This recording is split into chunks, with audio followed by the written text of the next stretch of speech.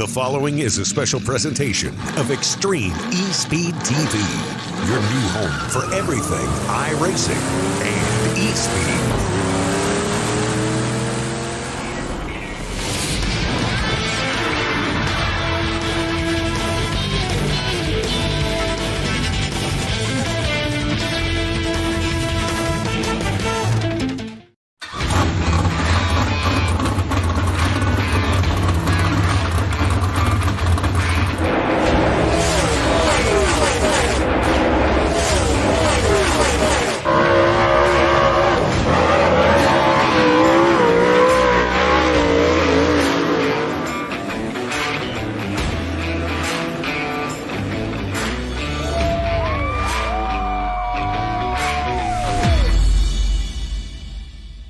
People want to have a one-stop shop. They need us for now all these different services, not just the heating and air side. When things are going wrong, you want the company that's going to be able to get things done as fast as possible for you. Today we're going to be in over 600 homes. What the customers can count on is we're going to send a competent person to your home with a vehicle that's stocked and prepared. We're going to do what's right. Right now, we're waiving our $79 service fee with any Coolray, Brite Box, or Mr. Plumber service.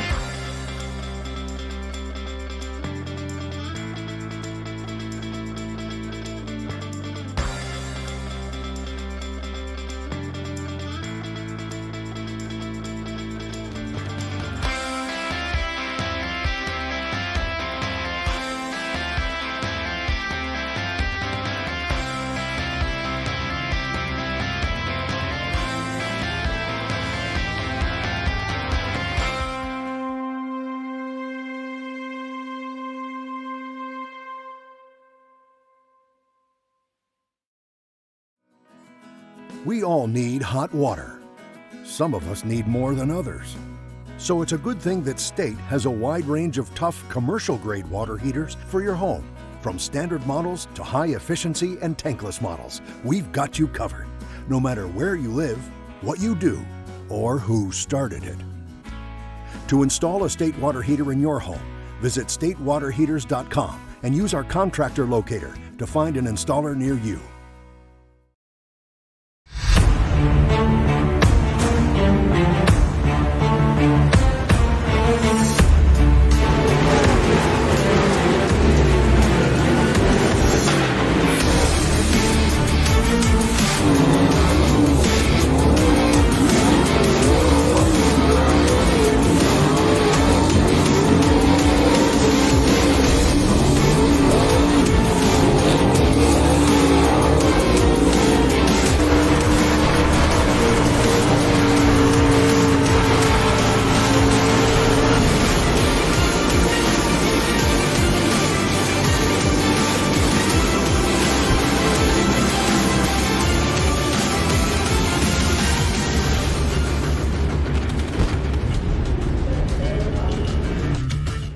Good evening, ladies and gentlemen, and welcome to Lanier National Speedway. It is the 2022 season finale event of the Coolray Pro Late Model Dirt Series, and as mentioned, we are coming from northern Georgia for the Blue Gray 100, and as mentioned, it will be our final sanctioned point standings and point series event of the season. I am Travis Piercefield, joined as always by Adam Johnson. Adam, it has been a long season, it has been a fun season, and it is going to be fun to end the season here tonight in northern Georgia, our current hometown. That's right. It's good to be home, good to be settled back in. And you're right. It's been a long and just thrilling season. I mean, you talk about some of the more recent races. I think those kind of come top of mind. But you go over the span of this entire season. You go to the Super Bowl of racing where we kick this all off. I mean, you're talking about a historic season for the Coolray Pro Late Model Dirt Series. And one that was kind of dominated, but not necessarily in every race, by Dylan Perry. He is your 2022 Series champion and 107 Tire and Service Center Rookie of the Year. So Dylan Perry, let us be the first to congratulate you on that. So whether he wins tonight or not, these guys are going to leave it all on the track, all in the dirt tonight. And I'll tell you what, Travis, it's good to be back in for one more before we take what will be a quick off season. It always feels like it's going to start slow and then it'll ramp up. But man, it's going to be a fun way. This is a track that I think drivers are excited to finish on. Speaking of tonight and looking ahead to next season, we've got the Blue Gray 100 presented by Mr. Plumber of Atlanta. Lanier National Speedway in Brazelton, Georgia, 71 degrees, 55% humidity, clear skies, and a light breeze, contrary to what we had last Wednesday night at Volusia down in Florida. And then looking at that upcoming schedule for the Coolray Pro Late Model Dirt Series, it kicks off at the Super Bowl of Racing. That's February 15th at the dirt track at Charlotte. After that, we'll head down for the Winter Nationals at Volusia Speedway. But it is going to be here before we know it, especially with all the holidays coming up, Adam. Yeah, and you mentioned, first of all, I'm excited to be back in the booth. I know I missed my flight last time with the storms you guys were racing. I'm glad you guys were able to get that race in. Really good one for John Foskey. Good to see him getting back in the win column. And if we look at these standings, we got Dylan Perry with 11 wins, Tater Williams with 5, John Foskey with 4. I want to see John Foskey finish this year strong. I know we're kind of dipping early into our predictions, but he's one win away from tying once again Tater Williams, who passed him earlier in the season. So you can see that. You can see Austin McGlone inching closer and tying John Foskey with 4 wins. So a lot still on the line here tonight. There may not be a championship up for grabs, but there will be a win up for grabs, and every driver wants one of those. So with that, we are going to take our first commercial break of the night. When we come back, Adam's going to bust open his notebook, not only look at the point standings, but he's going to take a look at the Coolray Pro Late Model Dirt Series weekly series that kicked off last night. So plenty of exciting racing action coming here tonight from Lanier. We thank you for tuning in. You're watching Extreme eSpeed TV. Dyer Trucking in Mohawk, Tennessee is family-owned and operated, and their main goal is to always please their customers and deliver their freight in a timely manner. If you need it hauled and you're in East Tennessee, the number you need is 423-393-4229. That's 423-393-4229. Dyer Trucking's also on Facebook. Pick up the phone and give Brad and his family a call today. Dyer Trucking. If you need it, they can get it. Find them on Facebook.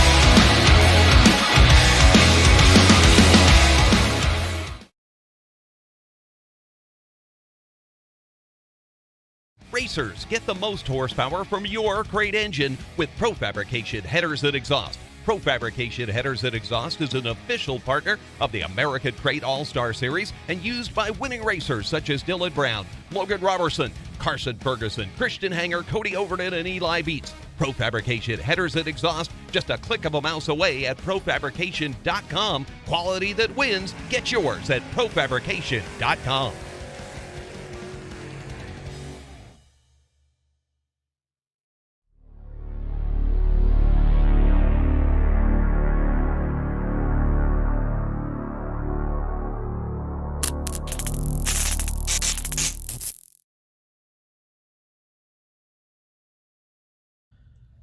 Hello, my name is Benny Boudreau and I created the Springrthm app.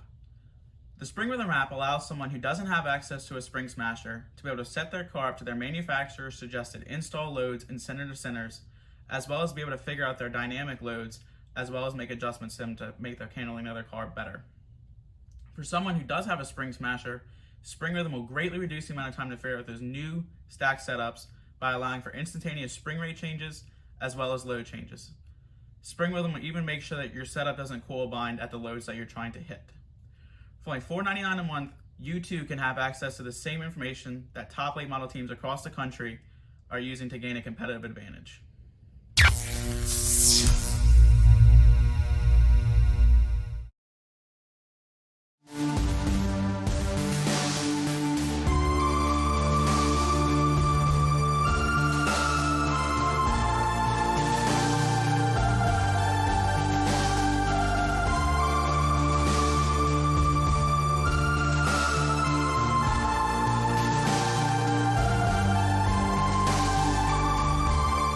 Racers that win, pour it in, and we appreciate you.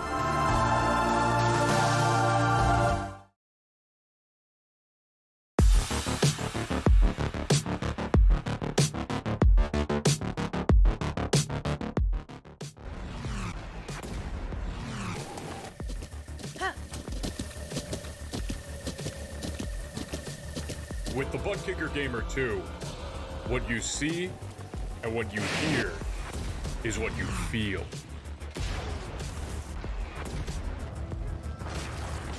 ButtKicker. The future is feeling.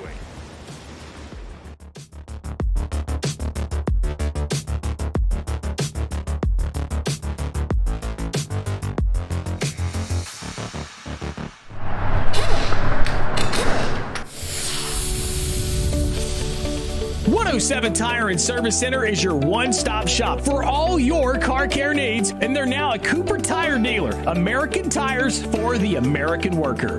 Buy a set of Cooper tires and get free tire rotation and repairs for the life of the tire. They have a 12,000-mile or 12-month warranty on most repairs. Check out 107 Tire and Service Center. They're located at 6256 Irwin Highway, Chuckey, or call them at 423-620-4970. For all your car care needs, 107 Tire and Service Center. Family owned and operated. And their number one goal is your satisfaction. Find 107 Tire and Service Center on Facebook or call them today at 423-620-4970.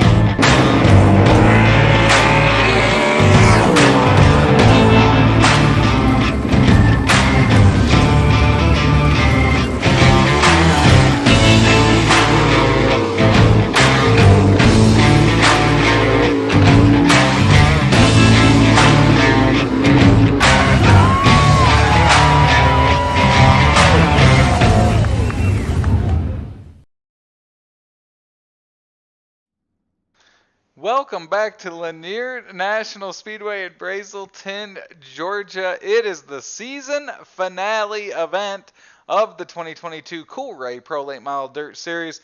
And our pre-race continues with one of our favorite segments that also debuted this year. It is time for Adam's Notebook.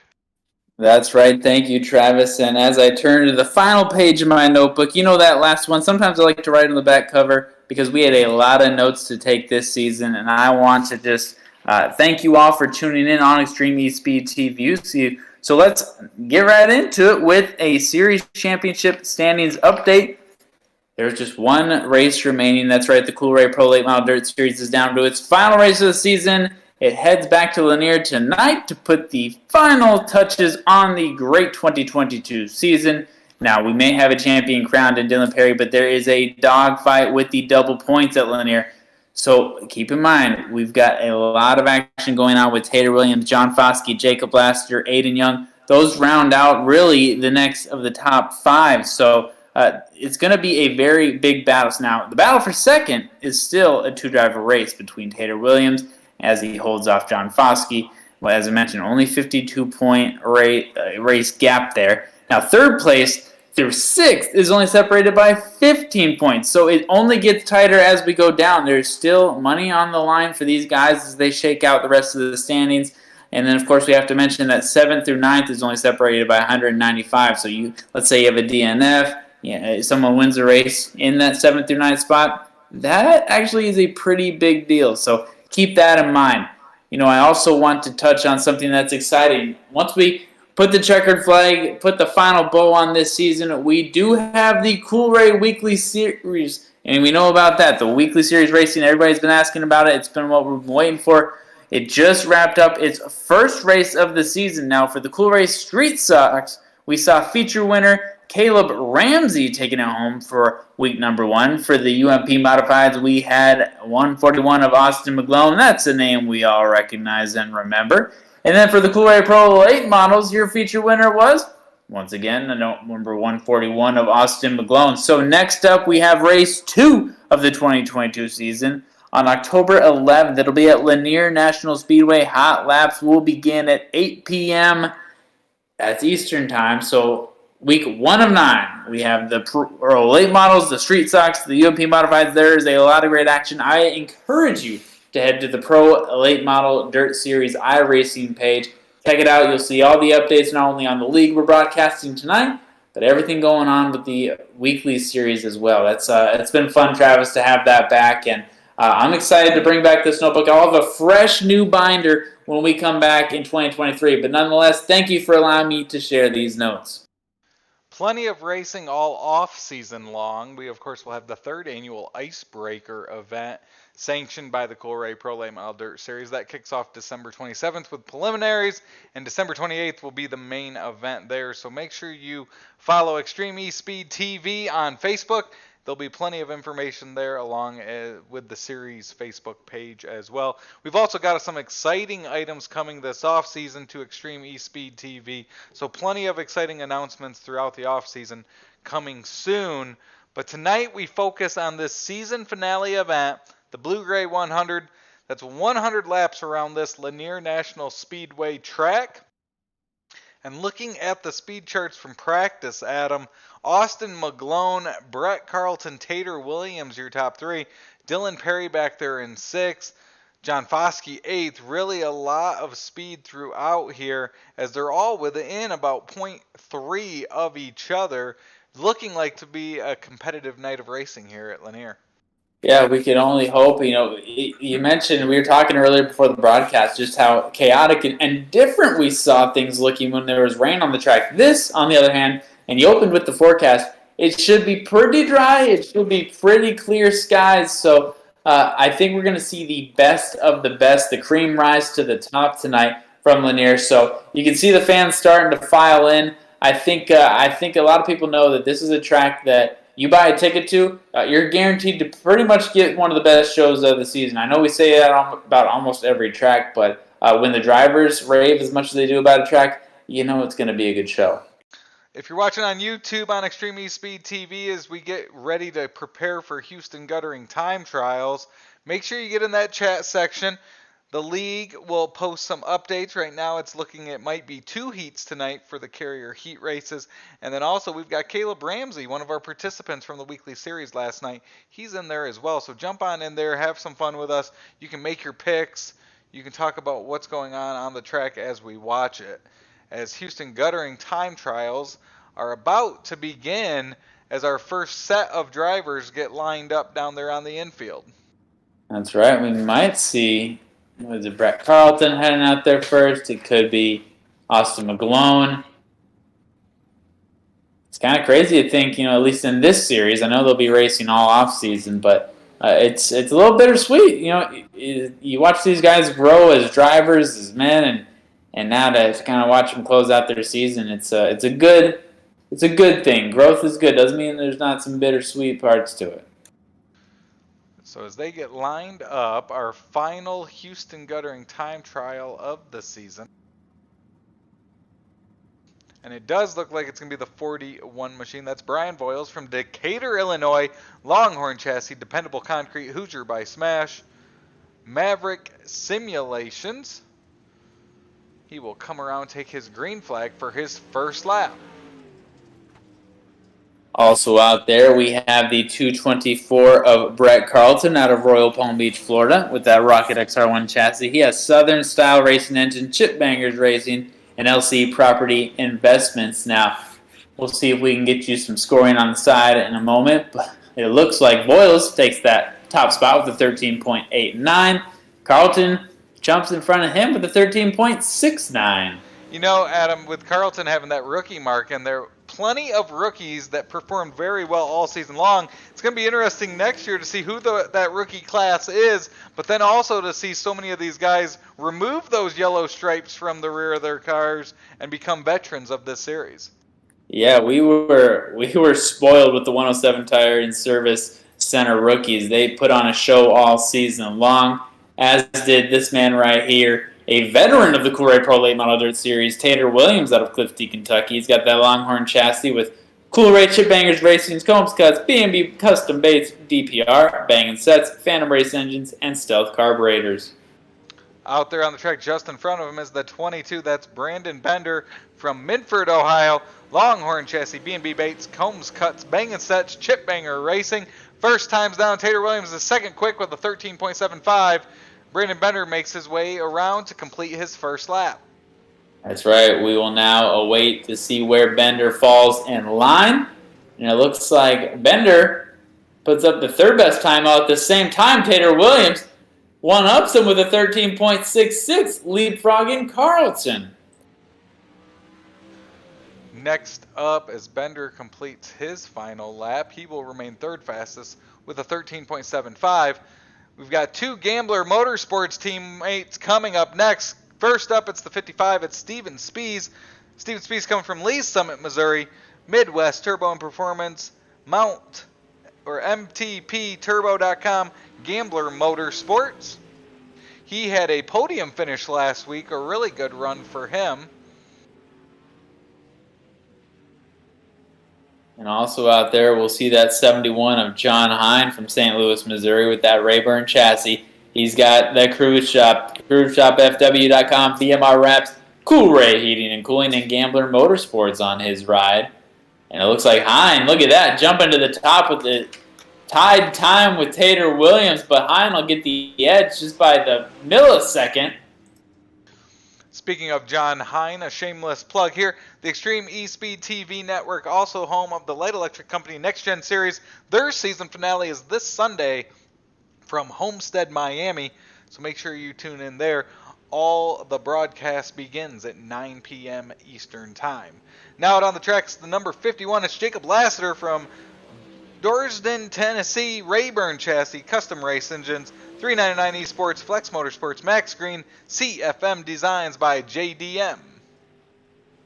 Also out there, the 29 of DC Smith out of Washington, West Virginia with that Team Zero race car chassis. He's sponsored by Riverside Fabrication, CBR, B&B Baits, Combs Cuts, and Bang & Sets by CBR.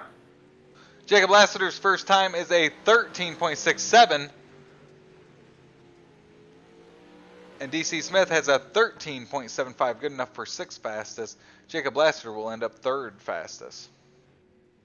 Yeah, we're getting some good runs out there. We still have some heavy hitters yet to qualify in Houston Guttering time trials.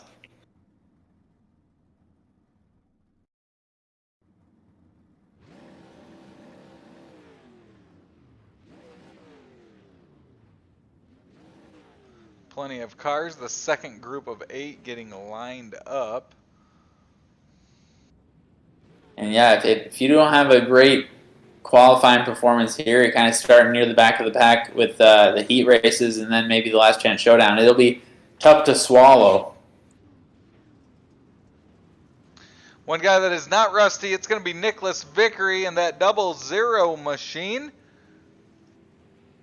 Nicholas comes from Wilson, North Carolina, Spartan Racing, VMR Wraps, Coolray, Bait and Built Race Engines. Nicholas joined the Coolray Pro Late Model Dirt Series mid-season and has been a great addition to the series. Yes, he has, and it looks like Vickery will put up a 6th best time at the moment. Also out there, the 72 of Zach Chapman, running a more modest scheme than we're used to him having out of Gettysburg, Pennsylvania, with Coolray Heating and Cooling, Brite Box Electrical Services, VMR Wraps, and Gambler Motorsports, and we'll see where he falls in line on that second lap. It looks like he's going to stay with his first time of 13.77.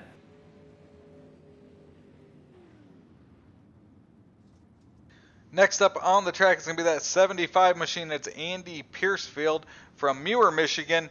Masterbuilt race car, Coolray, heating and air conditioning, Arizona Sports Shirts, Chip Banger Racing, Extreme eSpeed TV. He will come around and make his green flag run here in Houston Guttering Time Trials. Also out there, there's the race director, Cody Early. Cody always with a solid scheme in his 3E from Greenville, Tennessee, with that Warrior race car, alongside Food City, Bass Pro Shops, Vortex Wraps, Vic Hill Race Engines, and Oakley. Andy Piercefield's first time, good enough for 10th fast, a 13.80. His final lap will not improve. He will stay there with a 13.80 10th fastest. Cody Early will keep his 13.93, good enough for 12th. Now you'll see right there the man who's coming into the league a little late, but he has come on strong, the 141 of Austin McGlone out of Hillsborough, Kentucky, with that Longhorn chassis. He's got a lot of great partners, including Chip Bangers Racing, FHP Consulting, Project X Coatings, Bluegrass Motorsports Media, Estes Energy Systems, Coolray Heating and Cooling, and KMJ Graphics. Also out on the track is one of our winners from last week. It's the 128 of John Foskey.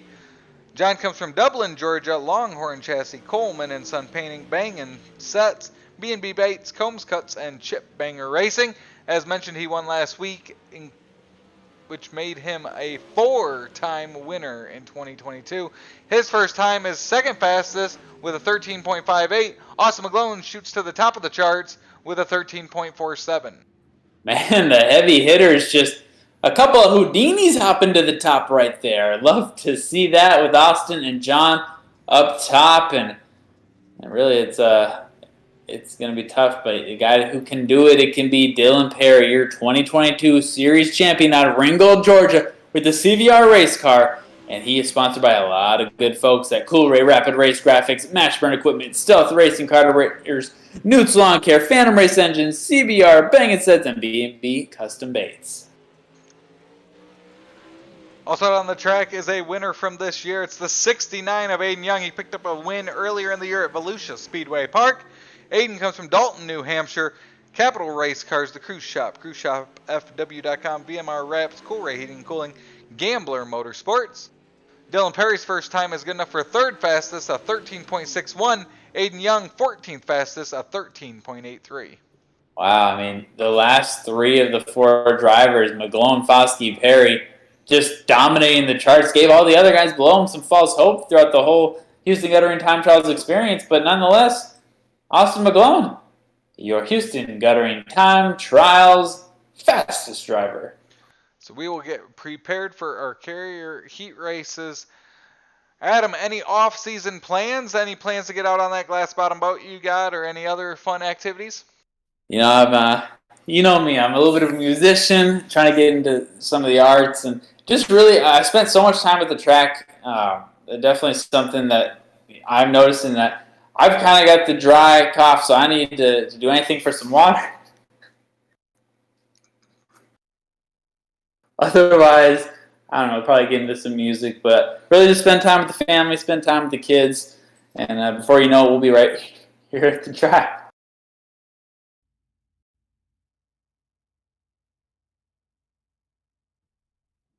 So with that, it looks like we are going to have just 2 carrier heat races.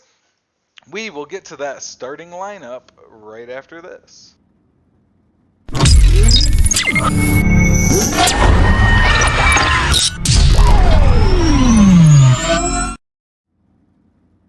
That's right. Carrier heat race number 1 in front of a packed crowd will be Austin McGlone and Dylan Perry, good friends but fierce competitors. Behind them, Tater Williams and Brett Carlton. Third row of Nicholas Vickery and Brandon Bender, followed by Andy Piercefield and Brian Boyles. I mean, really, we're so used to seeing, it's kind of a microcosm from what we're seeing all season with Austin McGlone, Dylan Perry, spent a lot of time next to each other. Even kind of in the middle of the pack, you see Brian Boyles and Andy Piercefield side by side a lot. Good competitors there, always like being next to each other.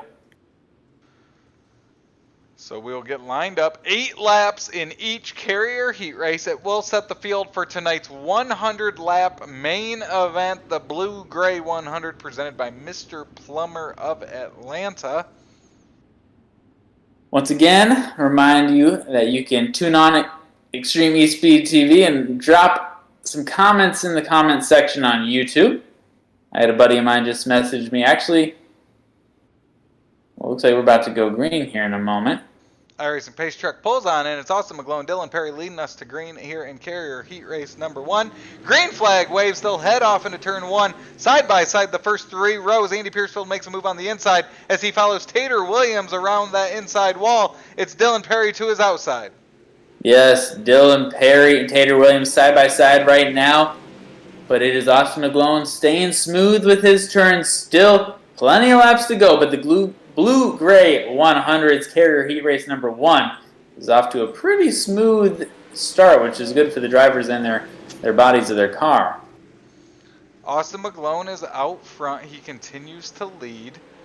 You've got Tater Williams behind him, Dylan Perry third, Brett Carlton in fourth as they continue to battle back in the pack. 5 laps to go. It's Austin McGlone. He's able to dictate where on the track he's running as he's trying to hold off Tater Williams and Dylan Perry. Yeah, a little surprised Perry hasn't jumped in front, but keep in mind, with McGlone and Williams, those are 2 of the hardest competitors to pass in this league, so really going to make it hard for the guys like Carlton, Bender, and Boyles behind them. Got the small bull ring here at Lanier National Speedway. You can see that groove towards the inside of the track currently. Dylan Perry tries to stretch it out to the top as he continues to look for something. He's unable to get past that 182 at Tater Williams. Unable at the moment. A little bit of side-by-side action there, but you can see McGlone. He just has the long-run speed right now that I don't think Tater Williams can match, at least in this point of the race, with this kind of track really layout. The front 3 continue. Tater Williams continues to work on the end of McGlone. It's the final lap around Lanier. He makes a move. He'll have 2 more corners for a chance at the win. I think Tater took a big swing right there. We'll see if he can get here, and it doesn't look like he will. Carrier heat race number 1 will go to Austin McGlone in that 141 machine. He will start on our pole in tonight's main event.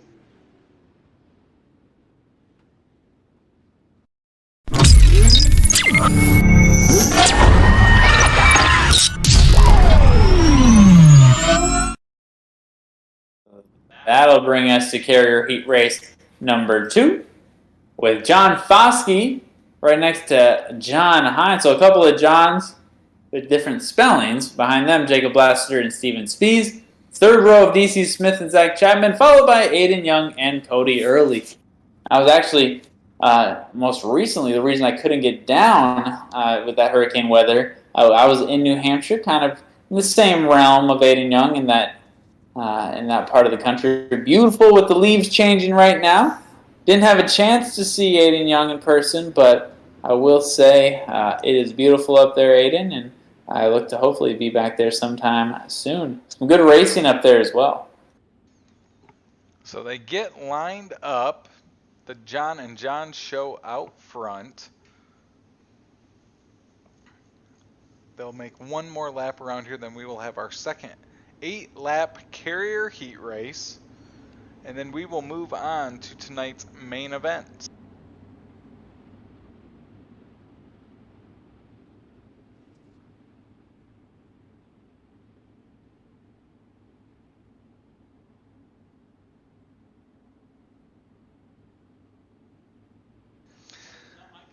make their way through turns 3 and 4.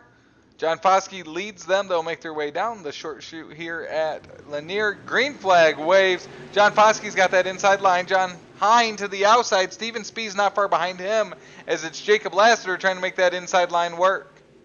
Yeah, you can tell the guys who have the outside line, they're really not trying to give that up. You see Aiden Young kind of brush the ball. He'll hold up the rear right now in 8th, but we're side by side, and you got really guys all over Lassiter at the moment as they try to get to Foskey, but Lassiter has Hine and Speed kind of dictating where he's going, and he has to stay high. 2 wide behind the leader. Foskey continues to lead. Lassiter trying to make that inside line work in a similar position as the last carrier heat race. Now Steven Spees pokes his nose in there. He wants a chance for the lead. And for the first time, we see one of the Johns get past Hine, that is. Foskey's still holding that lead up front, but it is a very tight margin. As you see Lassiter getting a little dip down there. He's basically doing what Tater Williams was trying to do in carrier heat race number 1. It does seem John gets a great run there off of turn number 2. That opens the door to the outside of Lassiter. He'll move right up to the tail of the 28 of John Foskey. It's 3 laps to go this time by, and there's a great battle for the top 3. Yeah, we almost had 3 laps and 3 wide, but nonetheless, Foskey's holding strong, but it is the 71 and the 51 trying to get as close as they can right now just to really take a swing. It's going to be really hard to go low, though, on John Foskey, as that high line is just giving these drivers so much more speed. As they come to 1 lap to go, we've seen in both carrier heat races, second, third place car can get up to that leader, but unable to get by him when it matters most. They'll make their way through turns 1 and 2, nose to tail, down the backstretch one final time. And coming out of turns 3 and 4, it looks like it's going to be John Foskey, carrier heat race number 2 winner. Love to see that. Foskey, Hine, Lassiter, and Speed. So that will move us on to our Combs Cuts Last Chance Showdown.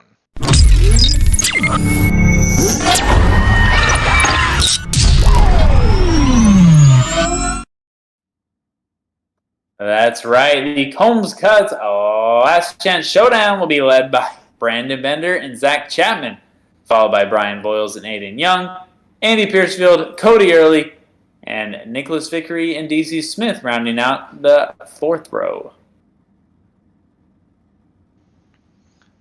So they get lined up out there on that front stretch.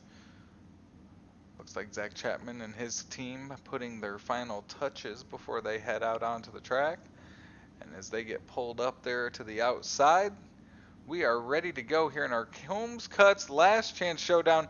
This will set the remainder of the field for tonight's Blue Gray 100, presented by Mr. Plumber. 12 laps in this Last Chance Showdown.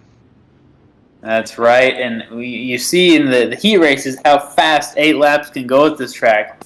12 is just a little more, so it'll give some of these drivers a little more time to try and make some moves. But I'm really eager to see who's going to win this Last Chance Showdown. We've got a good handful of guys, I guess you could say, that we're not always used to seeing at the front of the pack in this series. So someone's going to walk away with the Combs Cuts Last Chance victory.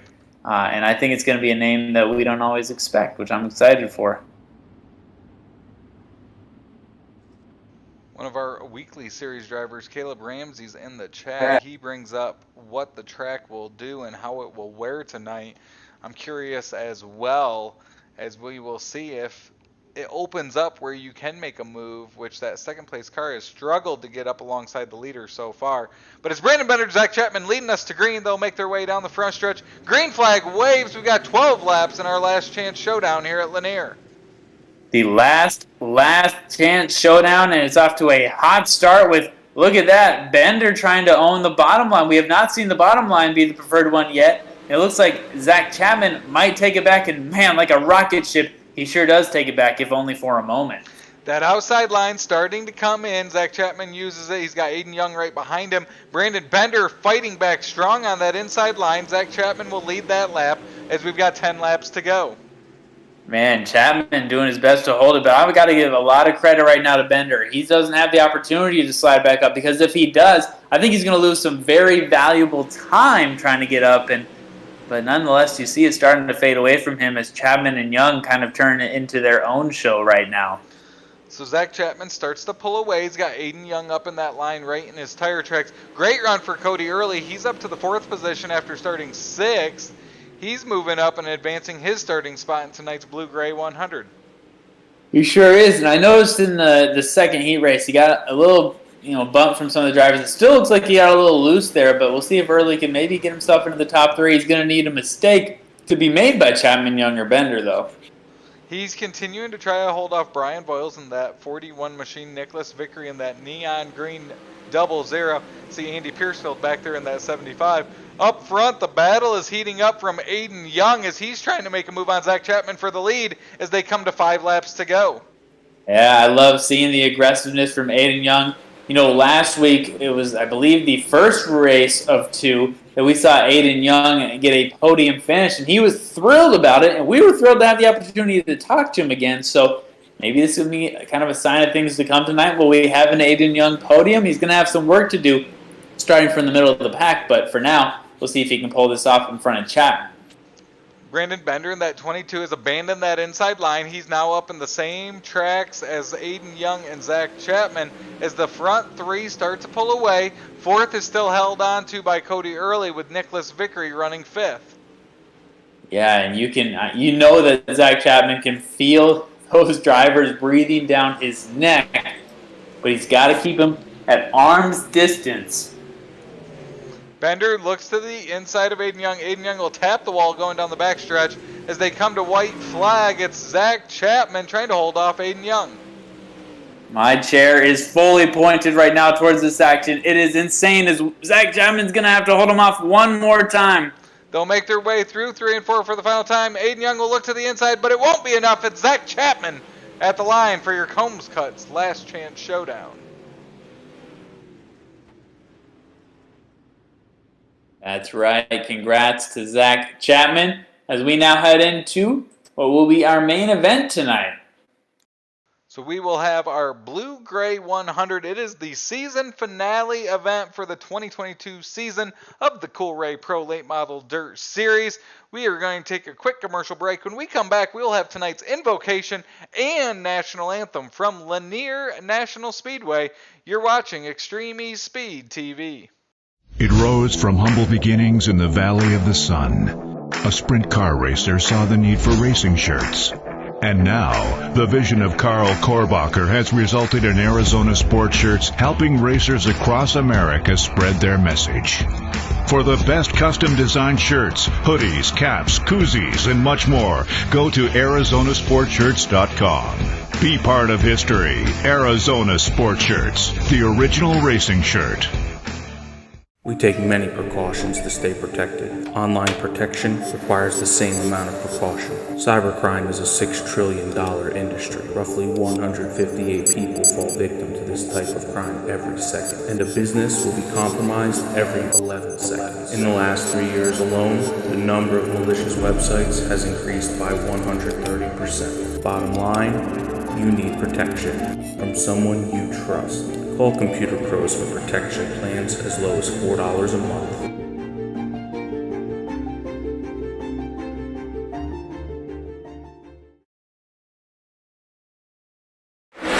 New year, new season.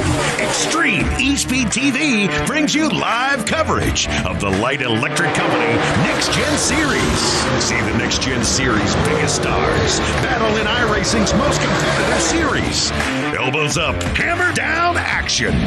The Light Electric Company Next Gen Series, live on Extreme eSpeed TV. Your home for everything eSpeed. People want to have a one-stop shop. They need us for now all these different services, not just the heating and air side. When things are going wrong, you want the company that's going to be able to get things done as fast as possible for you. Today, we're going to be in over 600 homes. What the customers can count on is we're going to send a competent person to your home with a vehicle that's stocked and prepared. We're going to do what's right. Right now, we're waiving our $79 service fee with any Coolray, Brite Box, or Mr. Plumber service.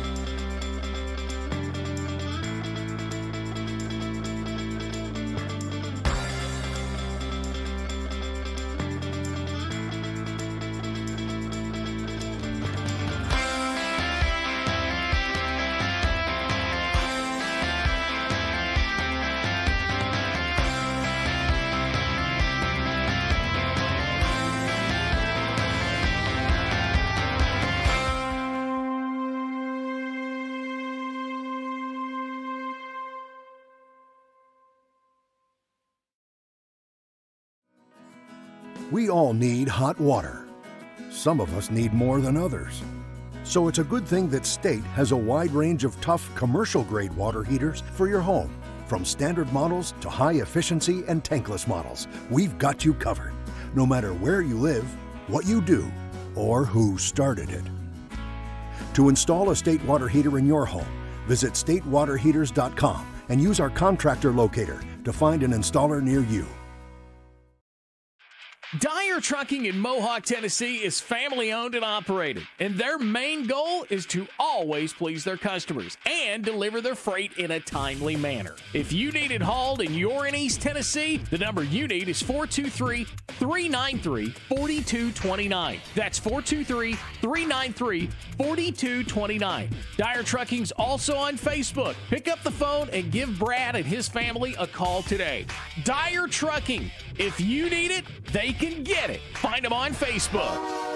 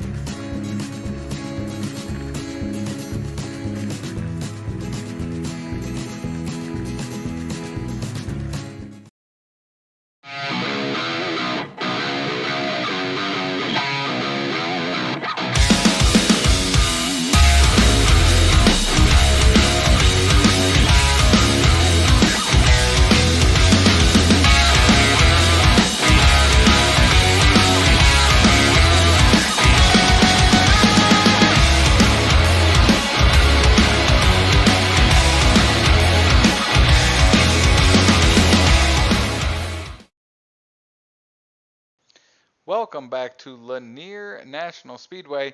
It is time for tonight's invocation. Good evening, everyone. This is Russ Ward with Dirt Racing Outreach. Hey, I just want to begin by thanking you guys for allowing us to be part of your racing programs this year. It's been an honor and a blessing to be able to come and to share a word of prayer before your each and every event.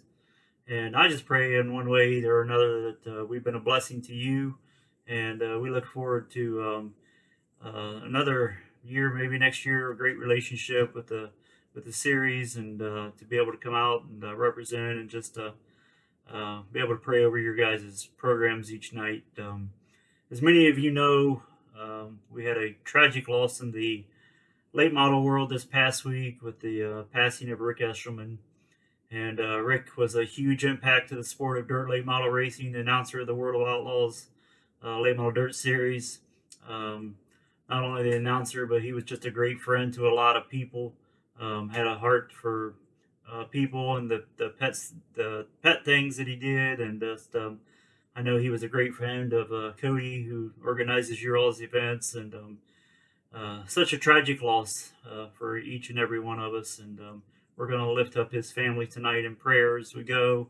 But we just wanted to reach out to you in your series and let you know, if there's ever any time that you need to talk to somebody, we at Dirt Racing Outreach are here.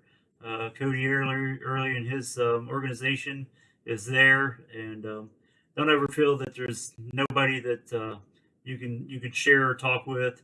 And on that same note, I encourage you to be a people of open ears and an open mind, to be sensitive to others people's needs as well, and just to reach out and to love people like God loved us. So if you would just join me in a word of prayer, and we're going to just pray for the Eshelman family and continue to lift them up. So if you would join me. Our most gracious Heavenly Father, God, I thank you, Lord, that we've been able to be a part of this series this year. something new for us, God, and I'm just thankful they've asked us to come along and to participate, and thank you for all the participants, Lord, who've joined in the series and given it their time and supported the series. And God, we just are excited about what you've got in store for the years to come, for the series and for our relationship. And Lord, we just hope to get to meet some of these drivers sometime and just have a relationship with them.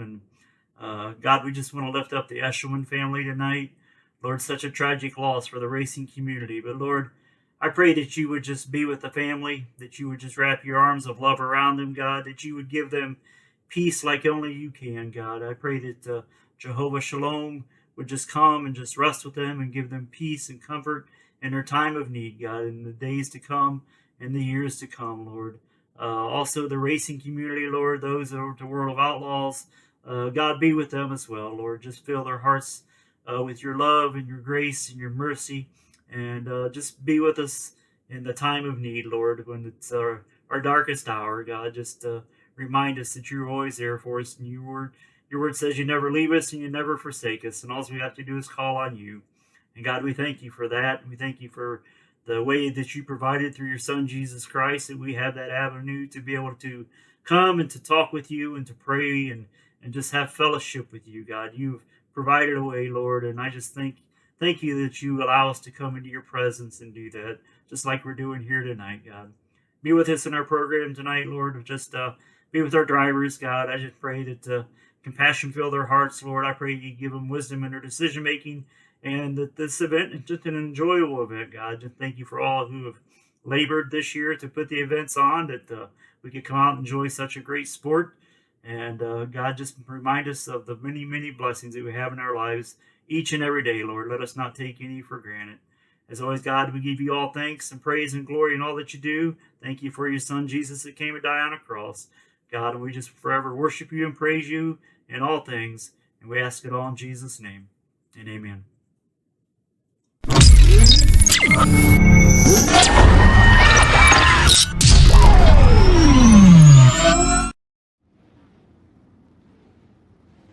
And welcome back, everybody, to Lanier Speedway for the Blue Gray 100, the final race of the Coolray Pro Late Model Dirt Series 2022 season.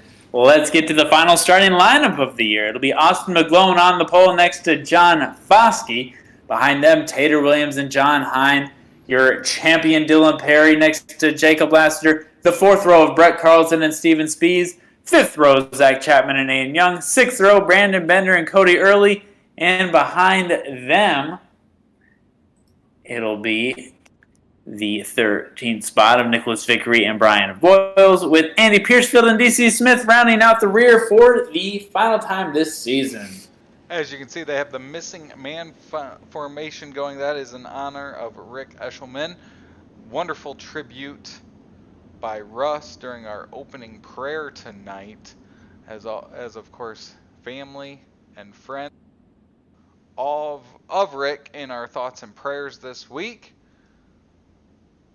And he would want it no other way than getting back to racing here tonight, Wednesday night, for the Coolray Pro Late Model Dirt Series. Yeah, it was a really great tribute there in the prayer. Just really appreciate all of those invocations this season, and I think we're going to have a great show. I think you'd be proud of what we're about to put on the track tonight with some really great drivers, and more importantly, just great men that we've been having the opportunity to interview after each and every race. So you see them get fired back up and change into their positions. It's going to be a great night of racing, folks. And whether it's your first time with us or you've been with us every race this season, we truly appreciate it and are excited to close it out with you this season. If you're watching on Extreme eSpeed TV, make sure you jump in that chat. Put your pick for tonight's Blue Gray 100 champion, as tonight is all about tonight and the victory and the trophy from Lanier, as Dylan Perry was crowned champion last week for the season. Now it's about collecting that final win of the year as we go into the off season. No better way to end your year than in victory lane. That's right. A win means a lot no matter where you are. I got a buddy of mine messaging me watching from Alaska, and he wants to get in this series sometime. And there's just a great pipeline of racers that want to get here.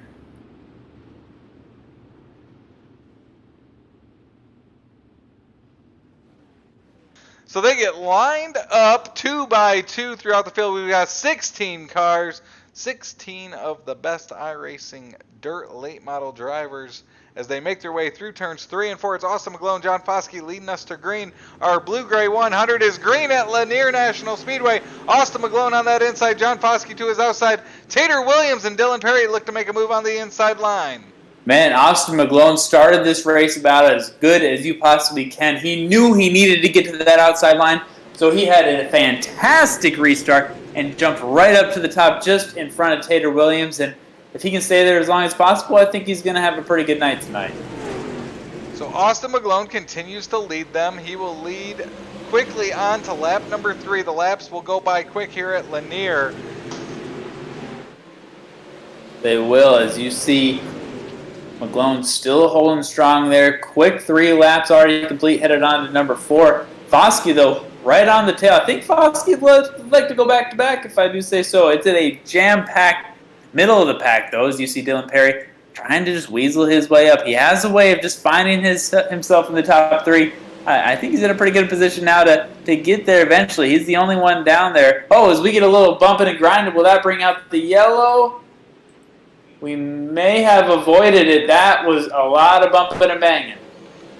Steven Spees will fall back. He'll drop back to 10th, but it was a great save by Aiden Young, Jacob Lassiter all got piled into each other going through 1 and 2.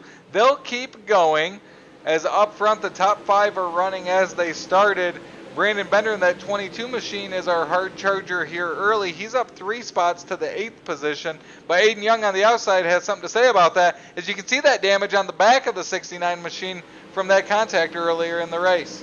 Yeah, and that's not damage that's just going to magically get better throughout this race. That could really have a hampering on what goes on. So unless some other drivers get some sheet metal banged around, that could really be at a disadvantage rate. And you don't want to see that, especially so early in the race. But he's got enough time to make some adjustments. As you see McGlone take that right back from Foskey, a little back and forth action.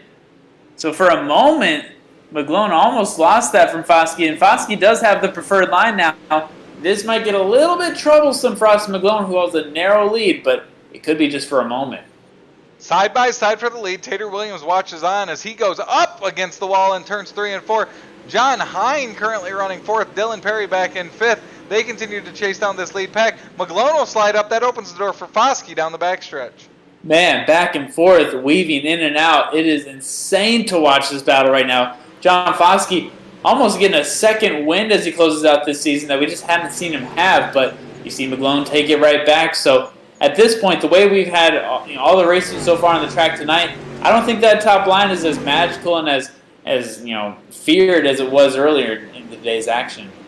The top line continues to move up closer to the wall. Good run for Foskey down the back. He won't have a move for McGlone there as McGlone moves up against the wall through 3 and 4. Tater Williams trying to make that inside line work.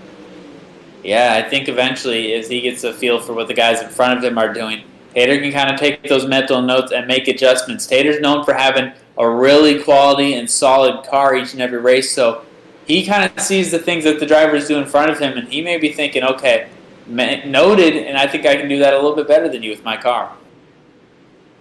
Back of the pack, John Hine, Dylan Perry side by side. Dylan Perry continuing to make that inside line work. It'll be interesting to see if that inside line comes in and maybe is the better line later in tonight's race.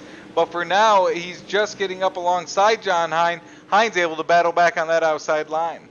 He sure is, and Hine, really, I mean, we talk about where these guys have been all season in the standings, and John Hine, he's just been so consistent. Looks like he's sitting 9th in the standings, so a top 10 on this season would be a big deal for John Hine. I'd like to see him get into the top 5, if not top 3, with a podium finish tonight. Aiden Young is slowly moving up through the field. He's now back up to 8th after starting 10th. He is one of 3 drivers that have moved up 2 positions. The other one is the Brandon Bender machine behind him, that 22, and then Nicholas Vickery in that 00. So they continue to pick them off one by one on their quest to move up through the field. And I'm not trying to say this for an announcer's jinx, but we are 20% of the way through this race. And even in whether it be the Last Chance Showdown, the heat races, we have not seen the yellow. I'm not sure if the race control brought a yellow flag. That may be why there's just chaos on the track and no one's throwing a flag. But I will say, I've talked to some of the drivers in the past, and when you have a 100-lap race like this, where your body is constantly moving, you're constantly whipping that wheel and trying to just, you really have to be on your A game the entire time. I'll tell you what, when you start to get about 30 laps of green flag racing, a lot of those guys are like, okay, is the caution going to come out? Because we've seen it. We've put the heart rate monitors on some of these guys, and you'll see just how high their heart rate will get to. So we're talking about 30 laps possibly of uninterrupted racing. That'll do a number on you. These guys are going to sleep well tonight. Speaking of sleeping well so far, it's Austin McGlone up front. He started to pull away. He's got about 0.8 of a second on Tater Williams. Tater Williams dive bombs on John Foskey. Foskey's able to get past him again. 24 laps to complete. Working lap 25 here at Lanier. With our 14-second laps, they are ticking away quickly here in our blue-gray 100. It is the 2022 season finale event of the point standing season. And it so far has been a fun night of racing as Austin McGlone is putting on a clinic right now, pulling away from the rest of the field. And one thing you're going to enjoy about watching the Coolray Pro Late Model Dirt Series on Extreme eSpeed TV is we're not going to throw you to a commercial break right when the best action is happening. You are going to be live with us from the green flag to the checkered flag. So I'll tell you what, folks, we are here side by side with you, and we are excited. Once again, the final race of the 2022 season. We're riding along right now with Tater Williams trying to track down John Foskey again, and it's John Foskey trying to track down Austin McGlone, but a bit of a gap there now, almost a 2-second lead for McGlone. As you start to see even guys coming up on Tater Williams, that's Dylan Perry, kind of the rookie and the vet for sure right there. Behind them, you've got Jacob Lassiter trying to get past John Hine. John Hine was up battling with Dylan Perry. Now he's falling back into that next group behind him. Looking down through the field, Aiden Young still running 8th. You can see the damage he got earlier in the race with Steven Spees. Behind him, Brandon Bender up 2 spots. And then completing the group, that 00 of Nicholas Vickery. He's up 3 spots from his 13th starting spot. Back in the pack in 14th, currently that 75 of Andy Piercefield. He's up 1 spot, trying to work on that 3E of Cody Early after starting 15th. Yeah, we're looking at the gaps here. And eventually, we may see a point where the lap traffic becomes, a topic of conversation.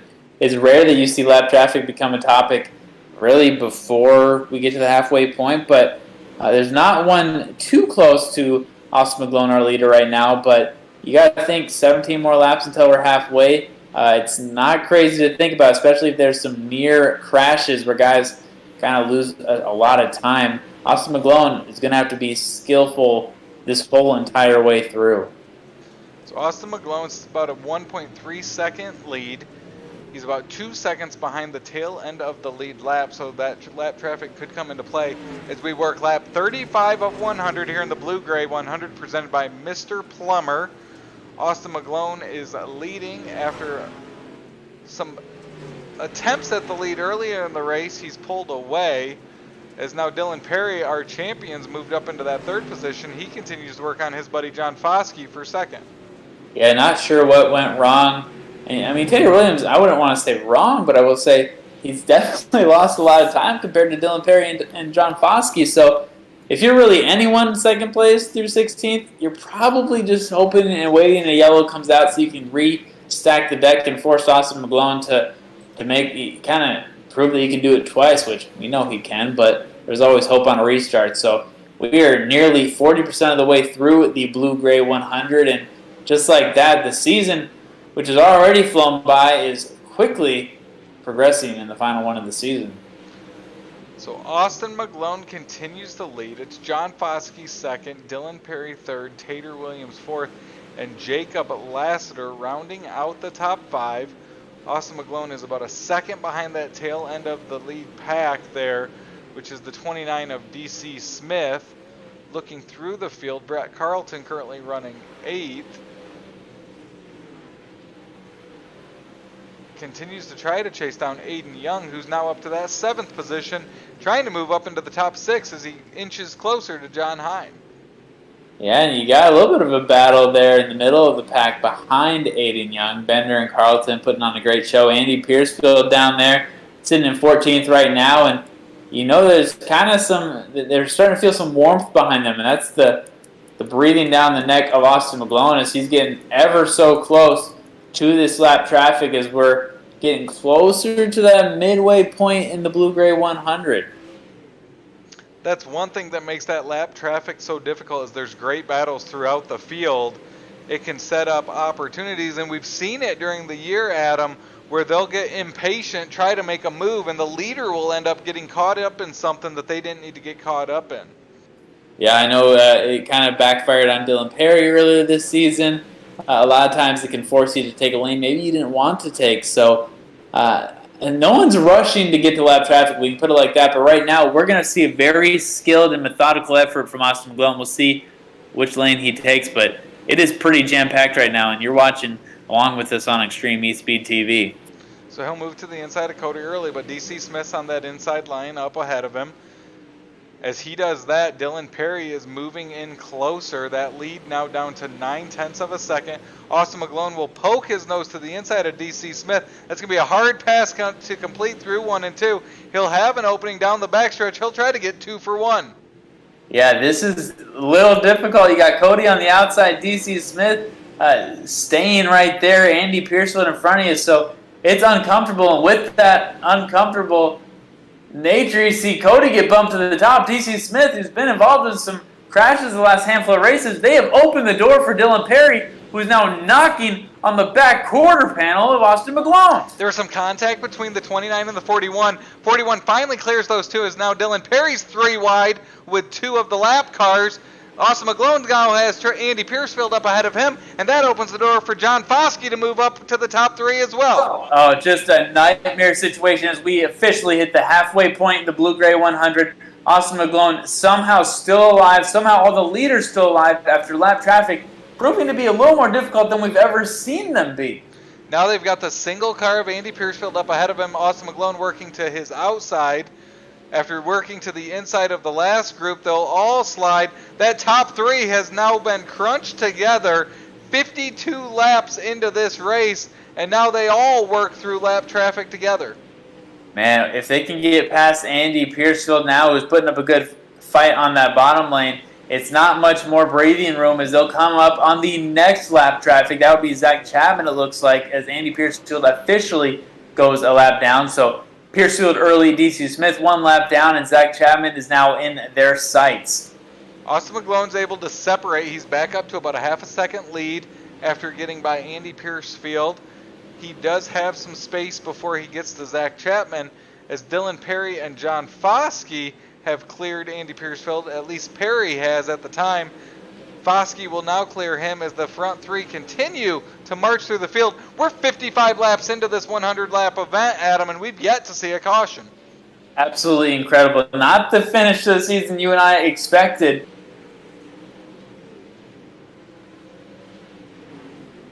It looks like we're going to go on board here with Austin McGlone, as you can see exactly what he's looking at as he's trying to figure out, okay, how am I going to get past Zach Chapman? And after that, it's a quick turnaround to get in front of Brian Voiles as well. So it is not easy. You can almost see his white knuckles there in the gloves. So he continues to follow Chapman, really following in Voiles and Chapman's trail as he makes his way around. That has allowed Dylan Perry to close that gap on McGlone. It's down to 0.3 of a second, as McGlone now having issues getting by that Chapman machine. Man, the track just does not give a ton of opportunity for these guys to really spread out, which, you know, for us, the viewer, makes this thrilling. But I'll tell you what, Perry is uncomfortably close to Austin McGlone, and they just cannot get past this lap traffic as quickly as really any of us thought they might be.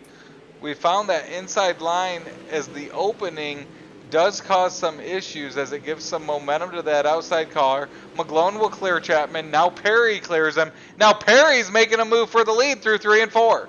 And McGlone's trying his best to kind of crunch him. As you see Foskey go a little quarter panel to quarter panel with the lap traffic. So as Perry and McGlone advanced, as Foscue kind of had to take the beating as the literal third wheel there. So the front three have gotten past Chapman. They continue to attack these tail end of the lead lap cars together. Perry looking to the inside of McGlone as Voiles got that inside line. It's going to be a great battle for the lead as they go around Voiles. Yeah, and these lap cars, they're not just getting out of the way and saying, yes, right this way. They're trying to hold their line. So this is going to be very interesting as McGlone takes the high line. Perry forced to kind of follow him up there as that low line is being owned by Brian Voiles, and that is in the way of Dylan Perry. Austin McGlone benefits greatly from that almost pick play. They get single file up around the outside, trying to work around that 41 machine of Brian Voiles. McGlone continues to lead as we will now work lap 65 of 100 as we remain green here at Lanier National Speedway. McGlone clears Voiles. Now Dylan Perry will as they enter turn 3. As Voiles battles back on the inside, that shows the level of competition between this series as guys back in the pack are able to hang with the leaders as they go a lap down. Yeah, and it looks like all of our leaders in really the top 5, they've made it past really the danger zone of lap traffic, and so there's a little bit of space now before, if we stay green, it's going to take a little while to get to that 55 of Steven Spies, but if we stay green, it's going to happen. I mean, it's just the way that they're running, the pace they're on, but I'll say there's a little bit of breathing room now for Austin McGlone. Will that give him the opportunity to pull away like he had earlier in the race, probably near 30 laps to go? Or will Dylan Perry just stay on his bumper until we hit the white flag? I'm not quite sure, but I do know that this is by far one of the most amazing and by far the cleanest and longest green flag run all season. We kind of saved the best for last. Speaking of best for last, Dylan Perry continues to try to work on that 141 machine of Austin McGlone. We saw a great finish from both these cars last week at Charlotte, a photo finish where Austin McGlone was able to pick up the victory, and it looks like it's going to be a heck of a finish tonight as Perry continues to try to work on McGlone as they continue to inch closer and closer to that 55 of Steven Spies. Dylan Perry might try to make a move before they get to that next car. Man, this is just absolutely incredible what we're seeing right now. Less than 30 laps to go of a complete green flag run. If I didn't jinx it earlier, I don't think I'm going to jinx it by asking, could we see a complete wire-to-wire run with green? That's almost unheard of. Listen, we've done 25 lap races this season. We've done some in between that. But 100 laps, the way they're racing right now, both how hard they're racing and how respectful they're racing, you just can't ask for better racing. Great battle for the lead as they now work lap number 74 here at Lanier National Speedway. Perry continues to try to work on McGlone, try to battle for the lead as they are now to the back of that 55 machine of Steven Spies. And now this lap traffic, which we've seen cause some issues, we'll see if it affects the leaders up front. And from the looks of it, Spies is not going to give the same issues that some of the guys before them, Voiles, Chapman, and even Piercefield, gave earlier. So that's about as smooth as a pass as we've seen from the lap traffic. Austin McGlone probably saying thank you as he passed by, but he's not feeling grateful for Dylan Perry on him. And just, this is what these two, we talk every time these guys have a podium finish. We talk about, and we hear from them just how excited they are to race with each other. So what looks stressful to us, I bet these two are loving it right now. So the front two continue to battle. It's going to be 23 laps to go this time by. You saw that next car on the tail end of the lead lap. It's actually DC Smith, a lap car. Then it's the 100 of Nicholas Vickery. As Perry continues to try to get up alongside McGlone, he's just unable to complete that pass, Adam. Man, and Perry's such a clean driver that he could easily, kind of give him a little tap, a little bump, but that's just not how he races, and I think that's how he's gained so much respect in the pits and the garages. And I'll tell you what, Austin McGlone knows that he's right there. You don't have to tell him. He sees everything, and I'm pretty sure he's saying, man, 20 laps to go. At this point, the way that Dylan Perry's gaining ground, you got to wonder, maybe does Austin McGlone even want a caution to come out so he can reset? I don't know, but we're coming up on 80 laps of just pure driving. This has got to be extremely excruciating for these drivers. They're coming up to the tail end of the field, and it's DC Smith, Cody Early again. They were side by side the first time the leaders got to them. The second time, they're still battling for that position. We'll see what the leaders do and if that affects the lines they run and maybe opens the door. And there's a wreck right in front of them. DC Smith will go around. Austin McGlone's able to get by. All three leaders make it, and that is our first caution of the night. And it couldn't be at a more pivotal point.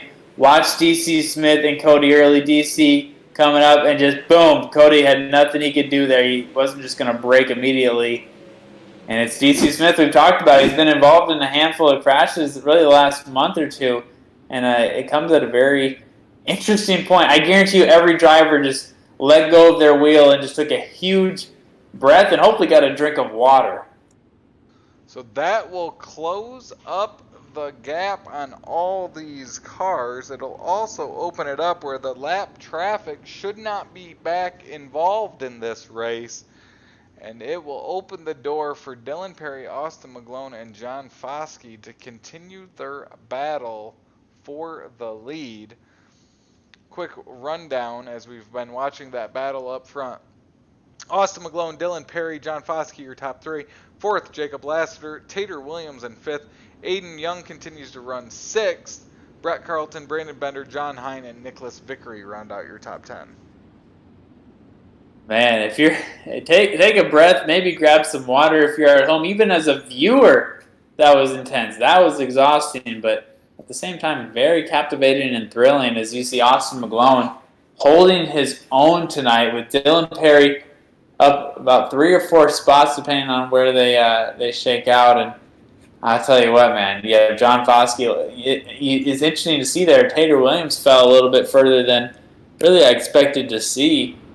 Aiden Young still holding strong in the middle of the pack. He's up several laps. So just like we talked about at the beginning of the broadcast, tonight's race with not too much weather impacting anything, you're really getting a chance to see the best drivers and one of the best series in the United States.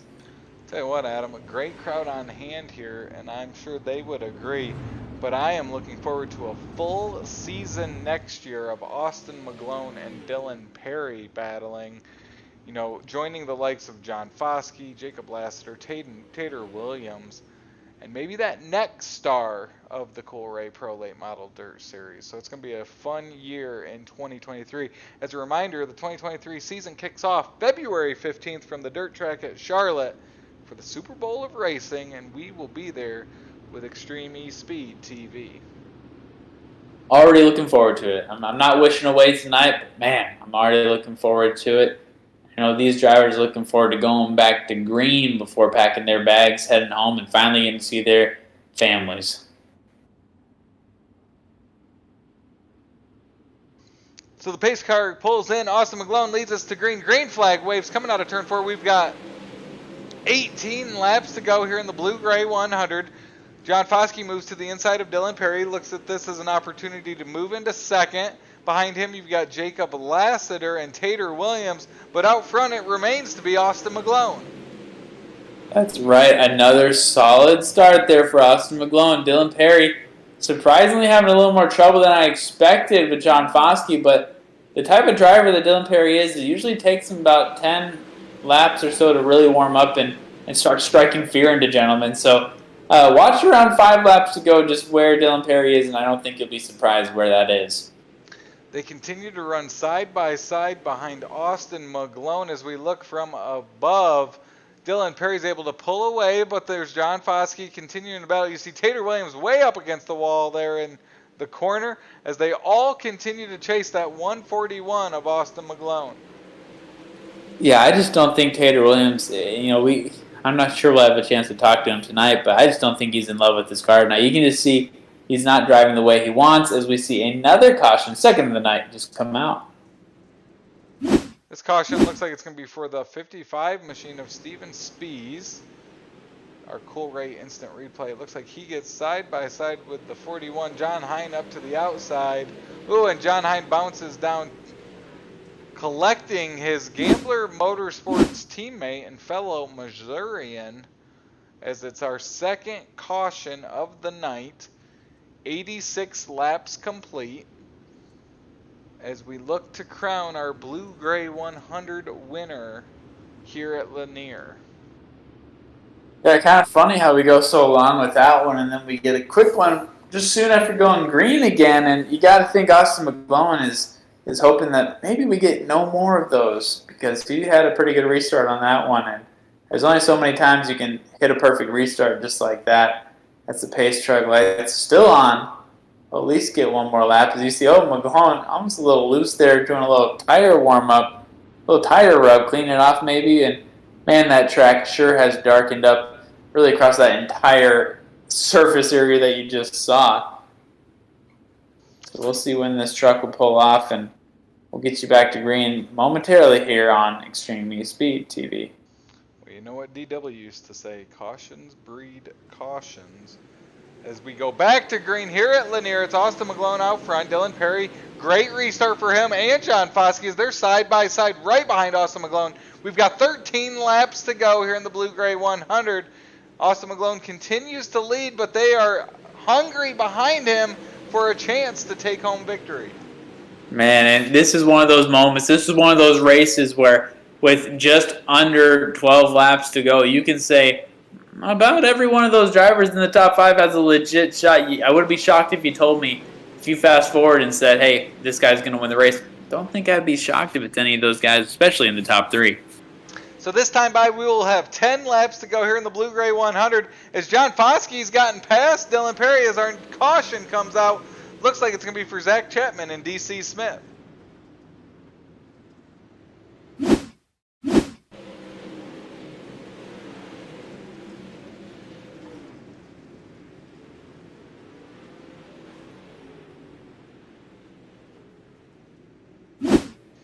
So you saw there was the 224 that was on the front stretch, and then that led to Piercefield, Chapman, and DC Smith getting involved there.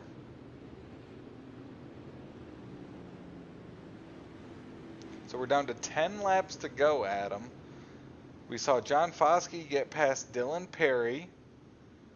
But do you think anyone has anything, and will this track allow anyone to get by Austin McGlowan? Well, we haven't seen it yet, and I will say I'm a little surprised that Dylan Perry even gave up. I know it was a short stint, and he usually does better on the long runs, but I'm a little surprised that Perry allowed Foskey to hop in front of him.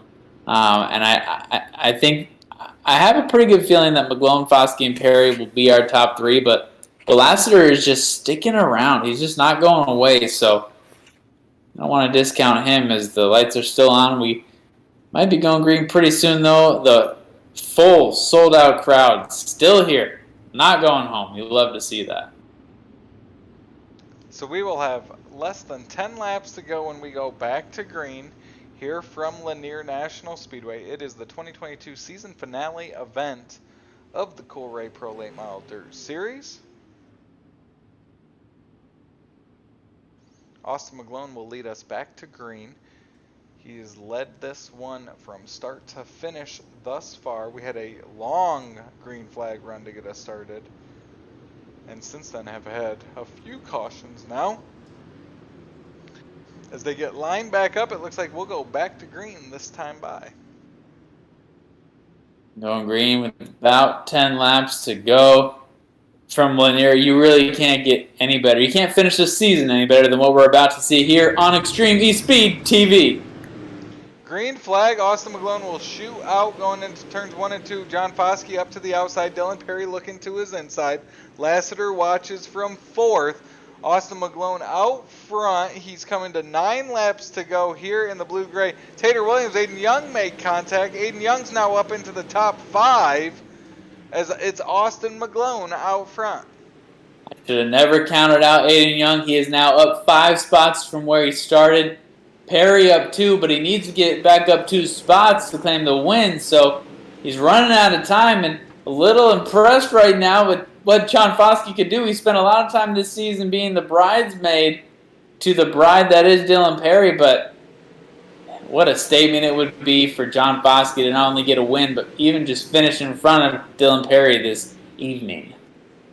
So The front three start to separate from the rest of... Oh, Foskey gets into the back of McGlone. That'll open the door for he and Dylan Perry. They're almost 3 wide at the line.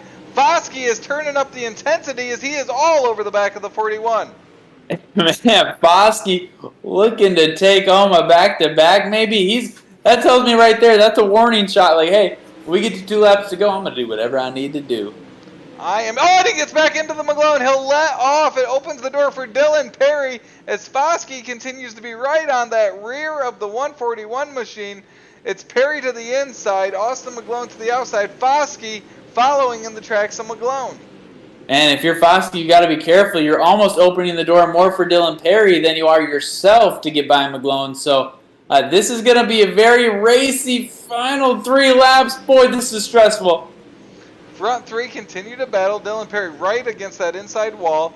McGlone continues to run wherever he wants, but he's got Foskey all over behind him. Foskey closes that gap in 3 and 4 again as he moves past Dylan Perry on that inside. 2 laps to go. Caution comes out. Pivotal time. Let's see what happened up here. See speeds maybe get checked up. Oh, a little. They just bunched together right there. Chapman spun them around, and next thing you know, we have a dramatic finish coming here with just 2 laps to go. But yeah, we saw some pushing and shoving that really we're not used to seeing from Foskey, especially all season, but really tonight, when the guys mostly stayed off each other, the heat got turned on right now, and I think that was that's much needed. I welcome that kind of racing here. It wasn't dirty by any means, but it was forceful. Well, you look at Austin McGlone, John Foskey, Dylan Perry, all members of Chip Banger Racing, and a very successful season for that team. One, if they could sweep the podium, which they've done earlier in the year, that would be a heck of an accomplishment. Plus, you have 3 drivers that have won throughout the year, and all of them are hungry for one final win in 2022. I get it. We'll see if they start side by side or if it's single file. That's going to be a big decision too. I'd like to see side by side make people kind of pick their lanes, but we'll see what the officials run with as the lights are out. We are green flag single file back at Lanier. Austin McGlone leads, 2 laps to go. John Foskey is able to separate from Dylan Perry. He's now following in the tracks of McGlone. They'll make it through 3 and 4 for the white flag. Final lap, the final race of the season. Austin McGlone just mere moments away from victory, but John Foskey's going to give it everything he's got. They'll be side by side through turns 3 and 4. He'll slide up. They'll make contact coming out of 4, but it's going to be Austin McGlone, your Blue-Gray 100 winner, to end the 2022 season. Wow, Austin McGlone, 4th win on the season, tying John Foskey, who would try desperately to knock him out of the way. As you see a little love tap there, Dylan Perry, Austin McGlone. Man, those guys are racers. What a end to our 2022 Coolray Pro Late Model Dirt Series. A wonderful finish there as you've got our race winner Austin McGlone, our series champion Dylan Perry, and as mentioned, it is exciting when you look ahead to that 2023 season with the talent that we have. And Adam, who knows who could be joining the series next year as it continues to just get more and more competitive each and every season. But before we get to our top 3 podium finishers, Adam, it has been a pleasure sharing the booth with you all season long, having the fans both in the stands and the ones joining us here on a majority of the Wednesday nights all year long. I gotta say likewise, Travis. This has been a pleasure. You know, you and I, first time we got teamed up in the booth, we kind of had to bring little brother Andy under our wing. It was good to have him. We saw him grow a lot. We saw him lose a lot. And just really grateful for what happened this season. And, man, I mean, it's never too early to start talking about what's coming up next. We're going to enjoy this. We're going to have some beverages tonight and really just soak it in before a great season to come in 2023. As we move on to our podium finishers, also a shout-out to Series Director Cody Early and also Andy Piercefield for their help and support all season long. With that said, Adam, let's head down to the front stretch. It looks like you've got our third place finisher. It's the 7P of Dylan Perry. That's right. We have Dylan Perry, not just third place, but first in the entire league, the series champion. Dylan, how does it feel? We'll talk about tonight, but what a season it was for you. How do you kind of summarize this up in just a short summation of what was really a long year? Yeah, it was a long year, but I guess the shortest explanation on how we were able to get it done was just everybody back at CBR and Andy. I mean, without them, I don't think I'd have been anywhere close to being able to compete. But those guys, they helped me stay on top of where I needed to do, and without them, I don't think I'd have won this championship. So I got to thank every single one of them for being able to get me to this point. What was kind of the thought process? You're a veteran when it comes to racing, but you were a rookie in this series. How did this series kind of fall into place versus how you expected it to go? Did it go exactly how you expected? Did you come in and expect? I mean, obviously you come in expecting to compete and really win some races, but how did it go versus expectations in reality? Well, there's always two expectations with every racer. The one is I wanted to show up, win every race, win the championship. We just show up to win, and that's our highest expectation, our top of the line golden year. But realistically, what I was shooting for was to get that 5 or 6 wins and be in contention for the championship. And I noticed pretty early that I was going to get the wins, but the points part I didn't know about. So it was just a grind all year to get to the last couple, and I'm just glad that I was able to hold on to it. What plans do you have now for the offseason? I'm sure you're already hungry for 2023 in this series, but you got some other racing, other adventures before we talk to you again in February? Right now, I'm just planning on running a couple more real races to finish the year out, try to get a little more, because I've ran about 20 races so far this year, so I got a couple more in mind to round the year off, and then keep working on the real race stuff and get on here, run the icebreaker that Cody's putting on, and just prepare for next year.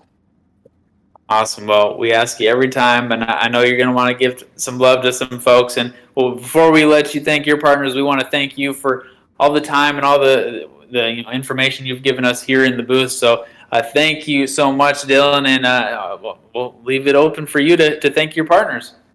Heck, y'all ain't got to thank me. I've enjoyed talking to y'all and answering any questions that y'all asked. So anytime from here on out, which I've probably said it before, but y'all can ask me questions no matter when it is, and I'll gladly answer them. But just everybody that helps me, Andy, Rapid Race Graphics, Mashburn Equipment, Stealth Racing Carburetors, Harrison Automotive, Notes Lawn Care, Phantom Race Engines, Chip Bangers Racing, Bangin' Sets by CBR, B&B Custom Baits, Combs Cuts, FHP, Goat Farm Policy, McGlone, Foskey, Tater, Andy, I would say him twice, he deserves it, Brett, I'm drawing a blank, but just everybody that was able to I got a name off one. DC, Taylor, Bender, Combs. Definitely got to shout out Taylor. I've missed her the past couple of times, but just everybody that keeps me up in my game and gets me out of my slumps whenever I get in them. I definitely can't thank them enough, and I appreciate them sticking it through with me, and I'm glad I could bring one home for them. Absolutely. Well, Dylan, thank you so much once again, and we look forward to talking to you probably very often in 2023. Thank you, and hopefully so. That is Dylan Perry, your series and season champion here in 2022, and your third place finisher here tonight at Lanier. Now joining us is the 128, our second place finisher, John Foskey. John, you really settled in that third position a majority of the night and then turned it on there late, gave a couple love taps to McGlone to let him know you were there. Was there anything else you could have done to get by Austin for the win? Probably about 5 more laps there at the end and a single file restart. Other than that, me, McGlone, and Perry, I felt like we were all even, and that long green flag run about killed me. I'm wore out now, but it was a good race. I think we were all about the same speed, like I said, and I wasn't trying to spin him out or anything. It's just I think he was a little loose off the corner, and Perry was on my inside there for a little bit, and I was just trying to clear myself of Perry, and then we was just all under a blanket.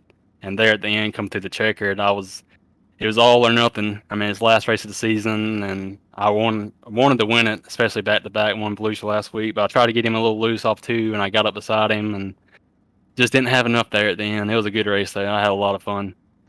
So you won last week at Volusia. You come home with a second place finish, and then you and the other Chip Banger Racing guys sweep the podium tonight. Looking back on 2022, what do you feel about your guys' performance and all the victories that Chip Banger Racing was able to pick up this year?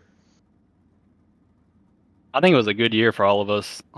Everybody was fast. We had some good races. I know Perry was one of the most dominant, and then McGlone came along, and he's pretty stout himself. He's been winning a lot, and he's really fast. And Tater, Brett, Combs, all the rest of them, they're all fast. A lot of people don't know this, but tonight was my last race with Chip Bangers, and I appreciate everything they've done for me, and they've helped me a lot over the past, I think, 2 years I've been with them, and just going to move on to different things, and yeah, I'm happy I was a part of their team, and happy to be a part of this series. Well, it was a great run tonight, John, a great end to your season. Any sponsors you want to give a shout out to before we head into the off season? Yes, Mid-Georgia Foundation, Howell Framing, CPR, Coleman Paint and Renovation, G&A Logging, Foskey Performance. Shout out to Chase Smith and Cody Giles. They've been helping me a lot. And Chip Bangers, thankful for everything they've done for me this year. And I believe that's it. Well, great finish, John. Have a great off season. We hope to talk to you again soon. Thank you. That is your second place finisher. It's the 128 of John Foskey. And now joining us from Victory Lane, Adam, you've got the 141 of Austin McGlone. Yes, I do, Austin. And welcome once again back to Victory Lane. And I've got to start by asking this. When was the last time on dirt you ran about 80-plus laps uninterrupted? I can't remember, man, but that was pretty awesome. That was fun. I was really hoping it was going to go green the whole 100. But you still probably would have got the same results you still probably got the same finish, is what I was trying to say. But no, that was great, and it wore me out, and was awful nerve-wracking there too.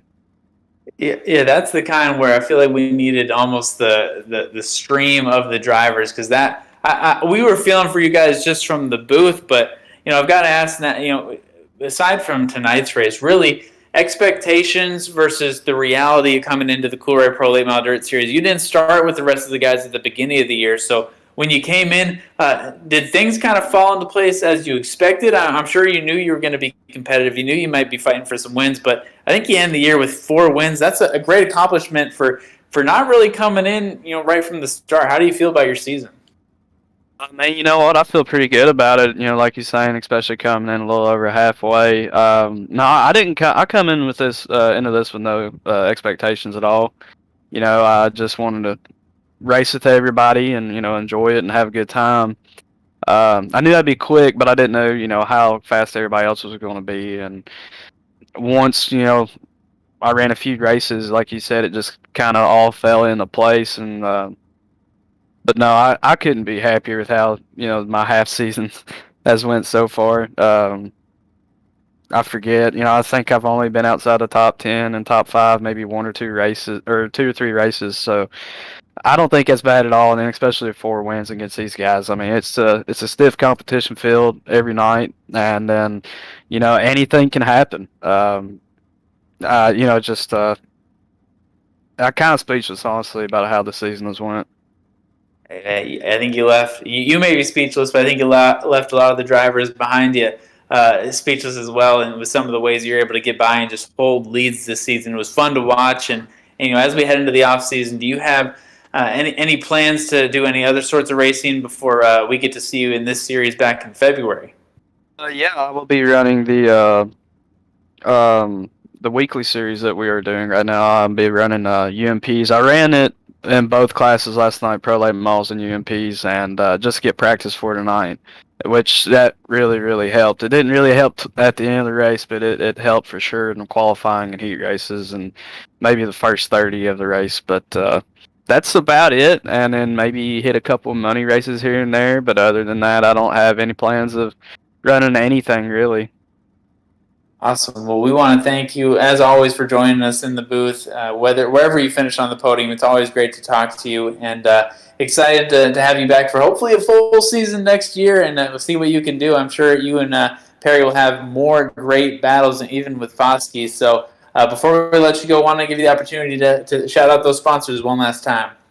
Yeah. First off, I want to congratulate Dylan Perry on a picture-perfect season, really. All them wins and then sealing up the championship with like 3 or 4 races left. But hats off to him on a heck of a season. And then I also want to say thank you to Foskey for running me clean there those last few laps. He's a little bit faster and was able to hold him off. There's a little rubbing and banging, but it was all clean, good fun. First, I want to thank Houston Guttering, Coolray Heating and Cooling, KMJ Graphics, Project X Coatings, Bluegrass Motorsports Media, SS Energy Systems, Chip Bangers, all them guys over there. They have helped me out so much this season, whether it's just been practicing or whatever through the week. I got to thank all them guys, and I honestly wouldn't be running as good without them. And banging sets, and hats off to you guys for an amazing broadcast, and then everybody put in the work for the races. Cody, Carden, Melvin, all them guys, everything they done through the weeks for us. So big thank you to all you guys. We appreciate you, Austin. Have a great off-season, great weekly series run, and congrats on the win. Thank you, guys. That is tonight's winner of the Blue Gray 100, Austin McGlone. And with that, Adam, our 2022 season comes to an end for the Coolray Pro Late Model Dirt Series. As always, thank you for tuning in each and every race throughout the season. The Light Electric Company Next Gen Series, where I and John Hine will announce the season finale from Homestead, is this Sunday, 9 p.m. Eastern. Other than that, pay attention to the Coolray Pro Late Model Dirt Series and Extreme eSpeed TV Facebook groups to make sure you can catch the next event on our schedule. For Adam Johnson, I am Travis Piercefield, and we will see you at a racetrack soon, race fans. This copyrighted broadcast of Extreme eSpeed TV Network is intended solely for the entertainment of our audience.